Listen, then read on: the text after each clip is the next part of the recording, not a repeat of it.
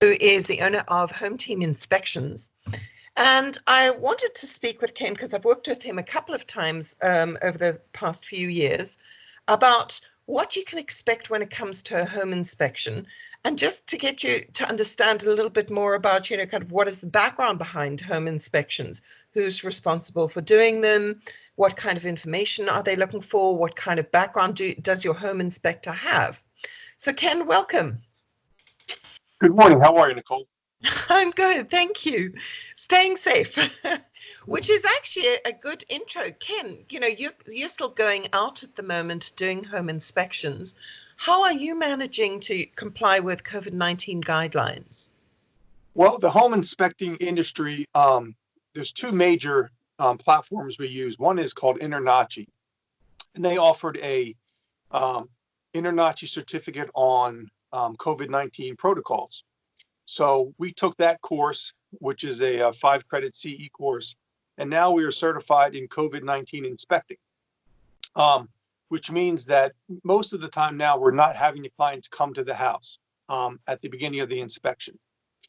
We wear masks, gloves, we use disinfectant wipes, we wear disposable booties, and we do the house inspection by ourselves as a team. And about 30 minutes before we're ending, we give the client a call and tell them to meet us at the property. And then we go over all the information we found with no contact to the customer. And we all are in masks and gloves and so forth. And we give them a packet of information about what we found. Oh, awesome. Yeah, I suppose it's much similar to, that's how, if we are to meet customers in a house to view a house, that's pretty much what we do too. So it's good to know that it's being standardized. So tell me a little bit about your background and history with Home Team. How did you become a home inspector? Well, my history with Home Team is about 26 years old, believe it or not. They're one of the largest home inspection companies in the country. I have an engineering background, and I used to flip houses back in the 90s. So after running a restaurant for almost 20 years, I decided to get out because I couldn't work 7 days a week for 17 years anymore.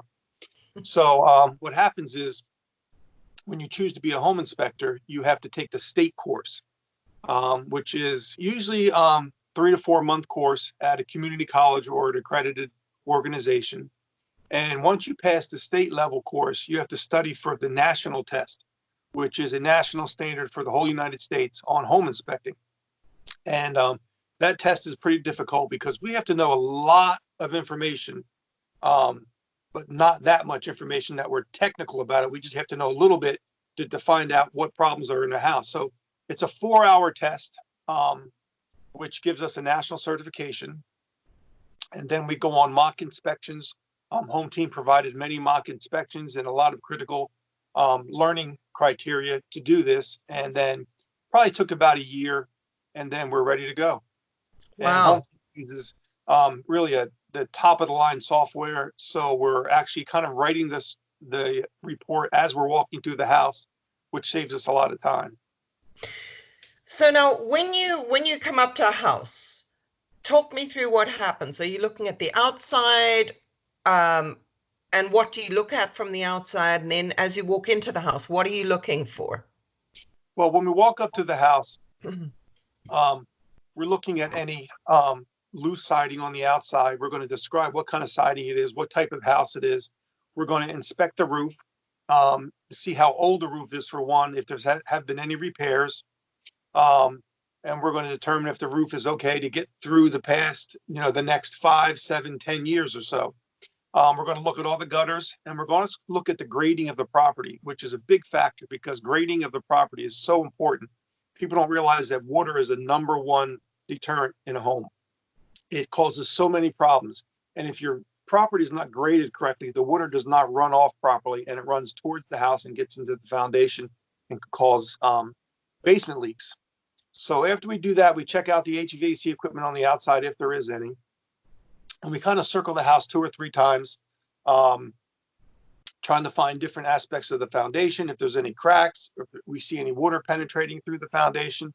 So the outside takes us about 45 minutes to an hour just to really go around the house and find anything out there, which is, the main things are rotted wood, gutters that aren't sloped correctly to take the water and distribute it away from the house, um, missing shingles on a house, old shingles, and we can determine if the roof is really at the end of its life or not. So the roof is really the main issue. Rotted wood can be fixed. Um, and we circle the house 2 or 3 times and we kind of write the report as we're going there. And then once we do that, we head to the inside. So let me stop you before you walk into the inside. You mentioned you're looking at the HVAC outside or the air handler outside. So what are some of the things that you know that you're looking for? When you're looking at those, because those can be quite a big item to replace. So obviously you're looking at age, and I know that there's new laws coming that have actually been instituted already about the use of Freon, and Freon being phased out. Correct. Usually on the outside of a house, you're going to have the condenser coil, which basically everybody calls an air conditioner. We're going to determine the age of it because these units nowadays last probably maybe up to 15 years or so. You can probably get more if you really take care of it.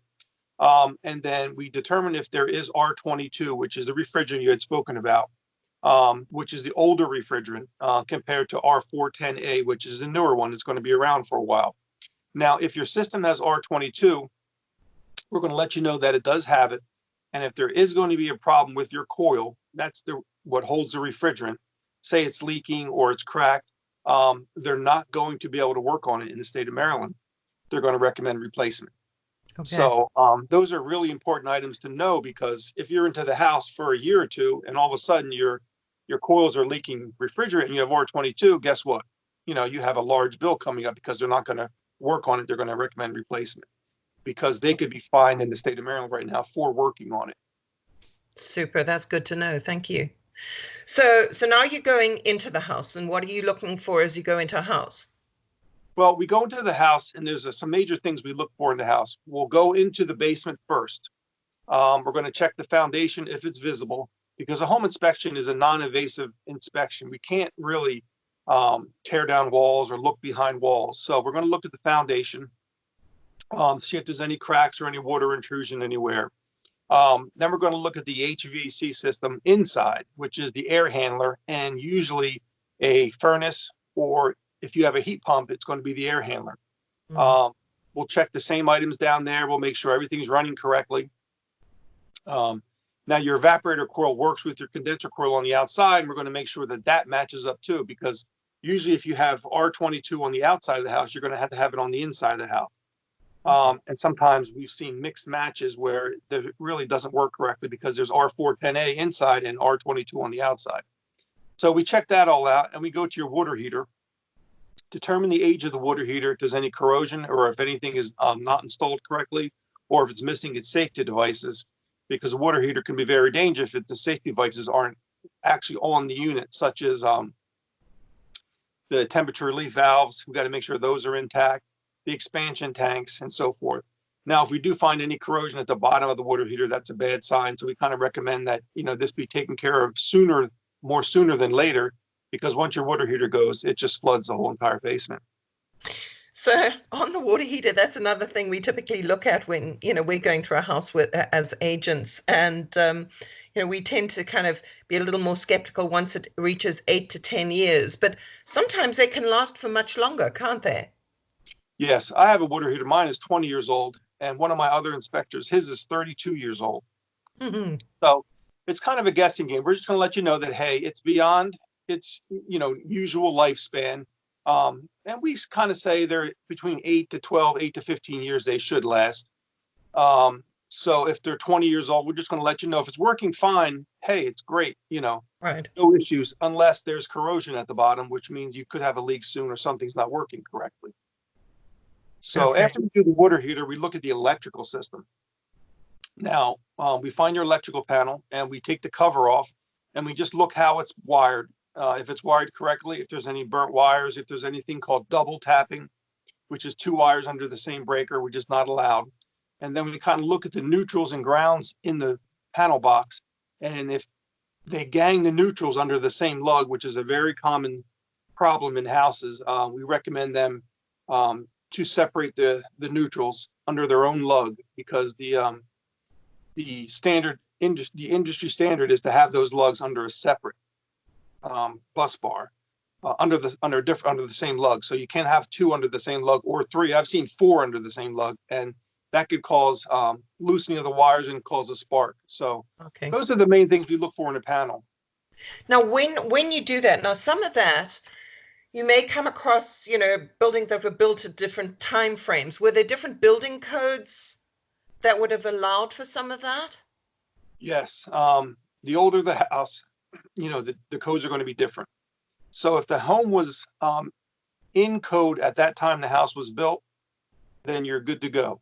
Okay. All we can do is recommend, just for it to be safer, we recommend different things to happen. But a lot of these panels that were built in the 50s and 40s, and they're still working fine. They were in code at the time. So all we can do is recommend, you get this fixed or get that looked at, or maybe upgrade this. Right. So talk a little bit about knob and tube wiring, because that's something I came across as well in some of the older houses. Do you still see a lot of that? And how safe is it? I mean, I suppose that depends on the house and the rest of the upkeep of the house, but have you seen knob and tube wiring still working perfectly? Oh yeah, I've seen entire houses that were knob and tube that were actually sold. Now, knob and tube, it was probably back in the 1930s when it came out. In its wiring that was connected to the ceramic tubes, and they go through your whole house. I've spoken to many electricians, and there's two different sides of it. They think you really should upgrade to a better system, because knob and tube was really basically only made for, I think they said a maximum of 60 amp service, and people try to upgrade this, and the energy needs of today, it just doesn't handle it. Right. But it is safe under certain conditions. I was told by electricians, if the knob and tube is buried in any type of insulation, it is actually unsafe. But if it's through the attic and through the basement and there's nothing touching the knob and tube wiring, they say it's safe. Okay. I always recommend an upgrade because the wiring is basically, over 50, 60 years old anyway. Now, some of these panels also have glass fuses in them. And glass fuses are absolutely safe. It's just that when you do trip a breaker, you cannot just reset the glass tube. You have to actually replace it with another one. So you always got to have these glass tubes on hand. So, all we can do is make a recommendation for an upgrade. But I've seen houses sold with full knob and tube working perfectly. Super. Thank you. So, okay. So now you've looked at the electrical panel. What do you move on to then? Well, then after that, we check all the outlets everywhere in the house to make sure they're wired correctly. We start at the windows. We describe what type of window they are. If they're single hung, double hung, vinyl, wood. We make sure every window opens, because every window, at least one window in every room should open. But your top priority should be, if there's a fire, you need to get a window. We need to get these windows open. So we check, make sure every window gets locked. We check if they're double pane, single pane, like I said, single hung, double hung. And then we just work our way through the house, going through the bathrooms, making sure all GFCIs are in the bathroom. Now, a lot of houses back early on, they didn't have GFCI protection, which is ground fault intercept, which is, you've probably seen them in your bathroom, where if the circuit pops, you can reset it right there at the Yeah, it's got a little black and red switch. Right. Now, those are a safety item. So even though the house may have been built without these in place, we recommend that you do put them in place, because they are definitely a super good safety item in the house. So we'll look at all the bathrooms, make sure the plumbing is correct. We describe what type of plumbing you do have, because a lot of houses built in the 30s and 20s have galvanized in their supply lines or lead. And those things are a no-no right now. So we make recommendations on that also. We make sure there's no S-traps in the house, which are known to dry up and cause, sewer gases to come back into the house. The new standard now is called a P-trap. Once we do that, once we do the whole inside of the house, we'll do the kitchen, make sure GFCIs are in the kitchen. We make sure all the appliances are working correctly. And then we go up into the attic and make sure everything structurally in the attic is fine. What type of insulation you have, how much you have. We can recommend you actually bulk it up to have better insulation in the house. And then when we're in the attic, we can see if there's water stains coming in, if there's any leaks.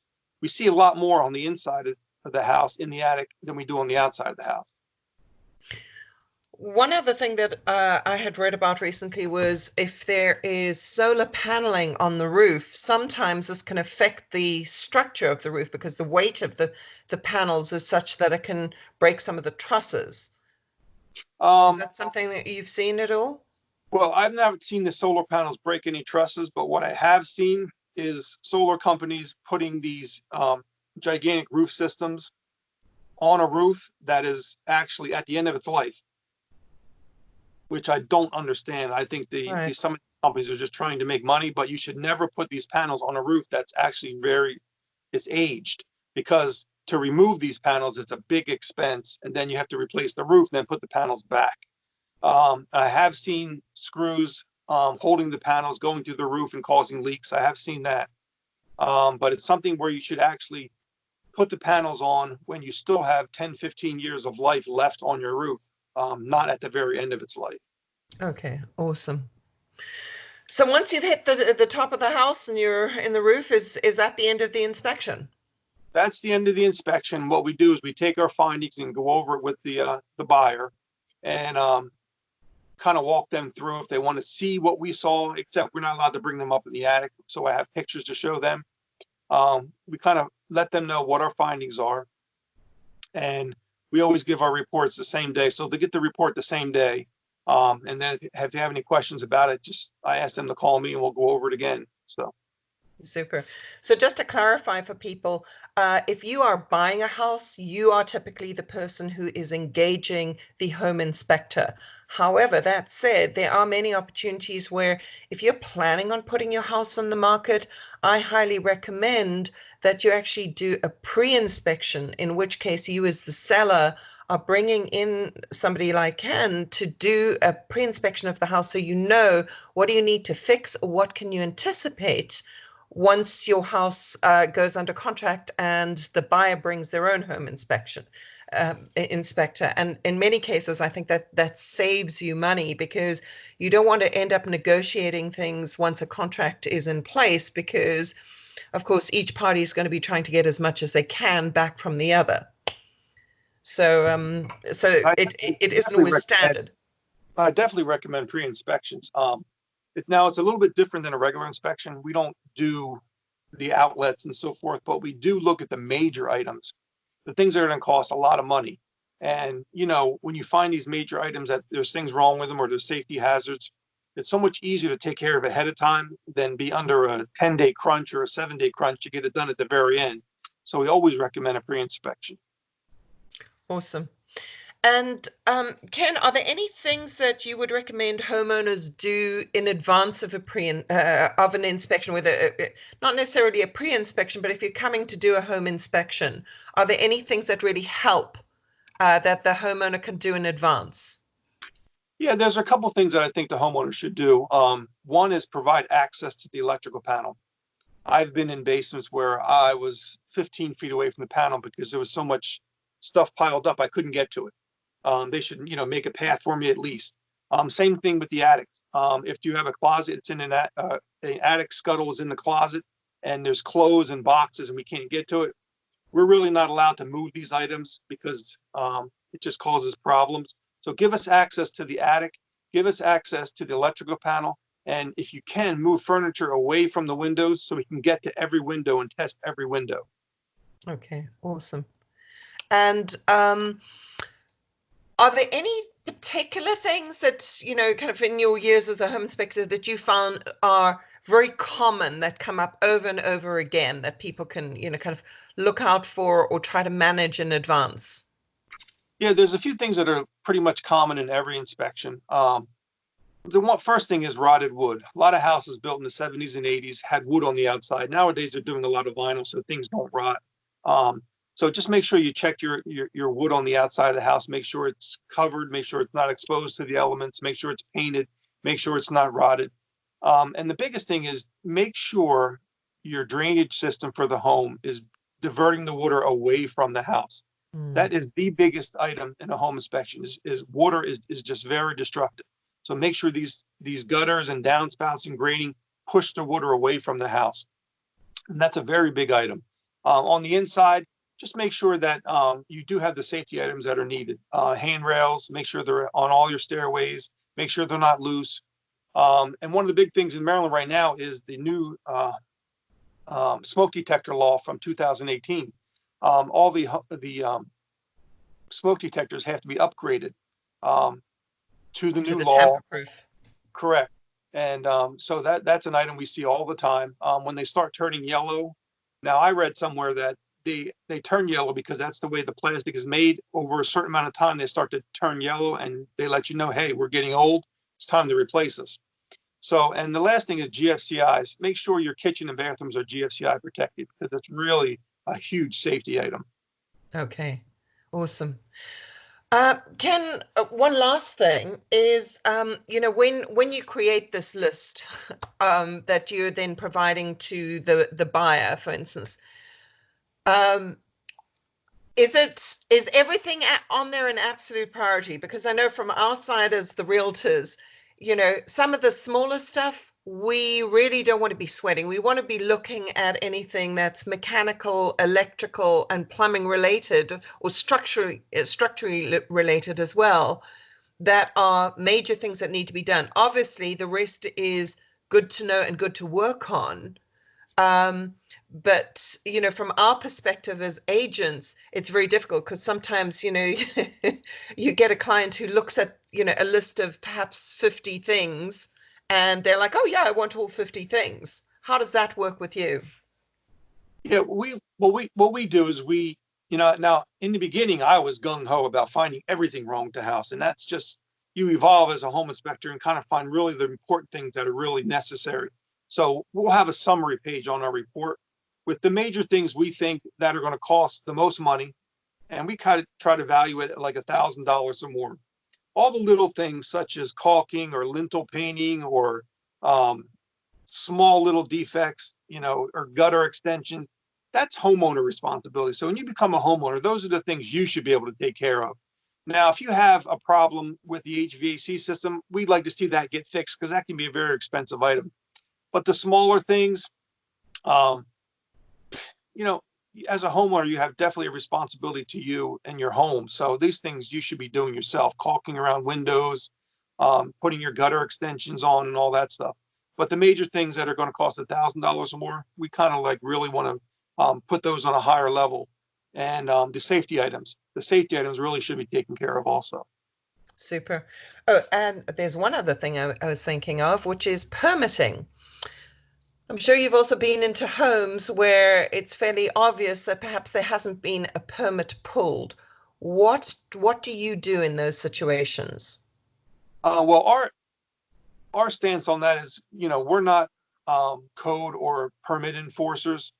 But if we do see something that is built in a non-standard way, we definitely recommend to the home buyer to call the municipality that the house is in and ask for the permit office. And then you can ask the permit office for all the permits pulled for that address, and they'll give them for you. Now, if you have a deck that is really, we can just tell that it's built by maybe a homeowner over a weekend, you'll see that the permit was not pulled or written off on. So we kind of know that the homeowner did it themselves. And we recommend they get that evaluated by a professional so they can make the deck safe or if they need some adjustments on it. So a lot of times we don't know though, but it's in the buyer's best interest to do that anyway, just to Yeah. pull the permits on that piece of property, just to see, what has been done. Super. Well, Ken, on a smiley note, given the seriousness of what's going on with us all at the moment, what's the funniest situation you found yourself in as a home inspector? I thought about that question. I was like, wow, I don't even know. But, some of the things that were funny. Well, one of the funnier things was we went to a house and it was set up by the realtor and we start on the outside of the house. So we kind of get there a little bit early so we can just kind of really look at the house with no one there, just kind of focus on the house. And we spent about a good 45 minutes to an hour on the outside, checking off everything and so we're on the back deck looking at the back deck and the woman comes out and says, hey, what are you guys doing here? And I said, well, we're inspecting the house because the buyers, want this done. And she's like, my house is not for sale. So we were actually at the wrong house. Um, we were given the wrong address by the realtor. But luckily it was only 5 or 6 houses up on the other side of the Right. neighborhood and went over there. Well, I do appreciate it. And thank you so much for your time and stay safe. Thank you very much, Nicole. All right. Bye, Ken.